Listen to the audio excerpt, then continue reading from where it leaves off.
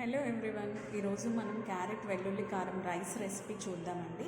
దీనికి గాను మనం ముందుగా వెల్లుల్లి రెమ్మలు, 2 ఎండుమిర్చి, కొద్దిగా జీలకర్ర, అలానే పుట్నాల పప్పు, ఈ 4 ఐటమ్స్ కూడా మనం మిక్సీలో వేసుకొని బరకగా గ్రైండ్ చేసుకోవాలండి. గ్రైండ్ చేసి దీన్ని మనం పక్కన పెట్టుకోవాలి.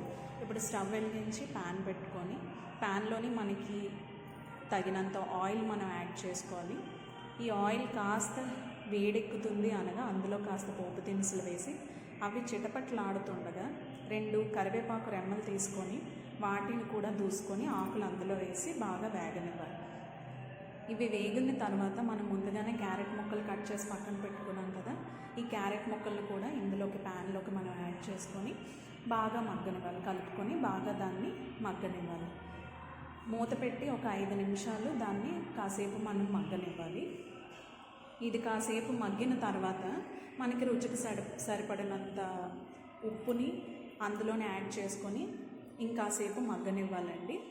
ఇది క్యారెట్ ముక్కలు బాగా మగ్గిన తర్వాత మనం ముందుగా ఆల్రెడీ గ్రైండ్ చేసి పెట్టుకున్నాం కదండి ఆ పొడిని మనం ఇప్పుడు క్యారెట్ ముక్కల్లోకి వేసుకొని ముక్కలకి బాగా ఈ పొడి అంతా కూడా పట్టేటట్టుగా మనం బాగా కలుపుకోవాలి.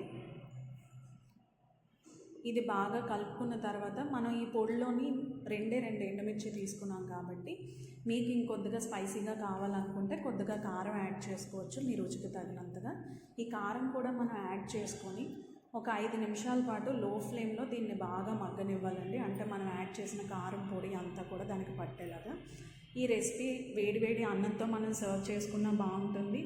అలానే మనం టిఫిన్ బాక్సుల్లో కావాలనుకుంటే ఈ రెసిపీలోనే మనం కాస్త రైస్ కూడా యాడ్ చేసుకొని ఒక 5 మినిట్స్ లో ఫ్లేమ్లో మనం కలుపుకున్నట్లయితే మనకి క్యారెట్ వెల్లుల్లి కారం రైస్ అనేది రెడీ అయిపోతుంది. ఇది మనకి టిఫిన్ బాక్సుల్లోకి అయితే ఈజీ రెసిపీ అండి. తప్పకుండా ట్రై చేయండి. ఎలా ఉందో కమెంట్ చేయండి. Thank you.